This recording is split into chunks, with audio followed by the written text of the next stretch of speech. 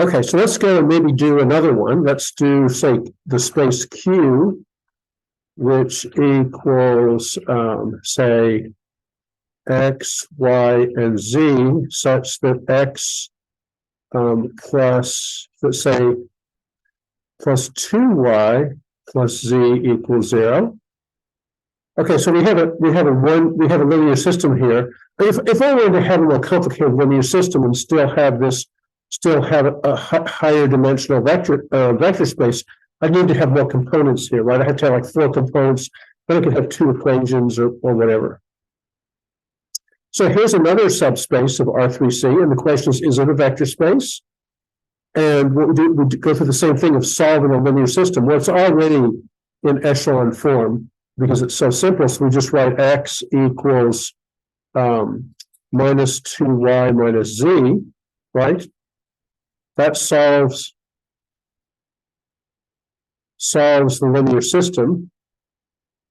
For, even though it seems like overkill to say you're solving a linear system by doing this, solving for the leading variable X in terms of the free variables Y and Z, saying in this language allows you, if you have a more complicated situation, to understand what you're supposed to be doing.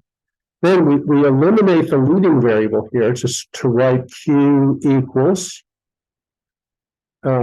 minus 2Y minus Z, Y and Z, such that Y and Z are members of R. Now it could be, okay, well, let's go on. There's lots of special cases here that you can sort of get tripped up by.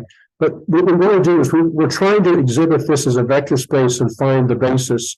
So here we want to do the same thing we've always done. So we have a solution set. So we're going to write this as Y times a vector where we pretend the Z is 0, and we have minus 2, 1, 0, plus Z, we pretend the Y is 0, minus 1, 0, 1, such that Y and Z are members of R. This is this little trick of pretending.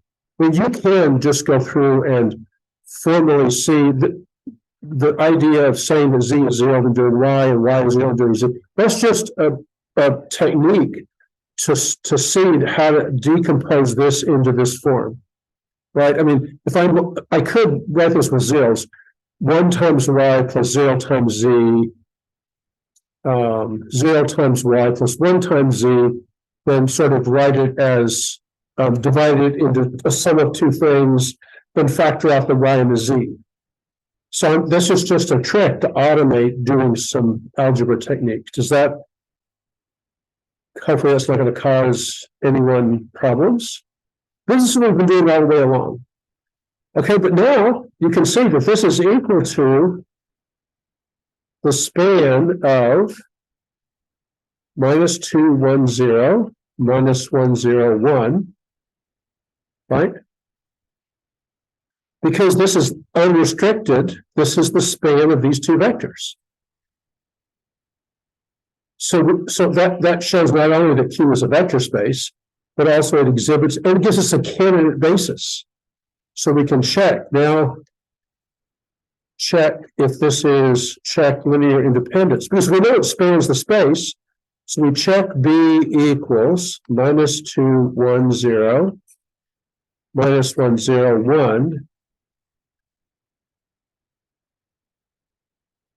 We want to check this for linear independence. And we do that by saying, well, let's take minus 2, 1, 0 plus B. We say suppose, right? Suppose minus 1, 0, 1 equals, this is the linear independence test. We suppose this, and we have to show that A equals B equals 0. And so this is a linear system. So you can probably, it's so simple that you can just see right away that it's going to be linear independent, because if I take the second row, let's say 1 times A plus B times 0 equals 0, that's just going to be A is 0. If I take the third row, well, that's A times 0 plus B times 1 equals 0. Well, that's just 0 plus B equals 0, so B is 0. So you can see it right away. Now, if it wasn't so obvious, what you do is you write down the the augmented matrix for this linear system, and then you would do 1/2 row 1 plus row 2, and have -1, -2, 0, and have, well, this would be -1 plus 1 is 0, and 1/2, this would be -1/2 and 0, and then we'd have 0, 1, 0, and then we could do 2 times row 2 plus row 3, just to sort of be, it's a little bit of overkill, right? Because you can, but then you can see that 2 times this is -1, so I'll have 0, 0, 0. Okay, well, then it's an echelon form.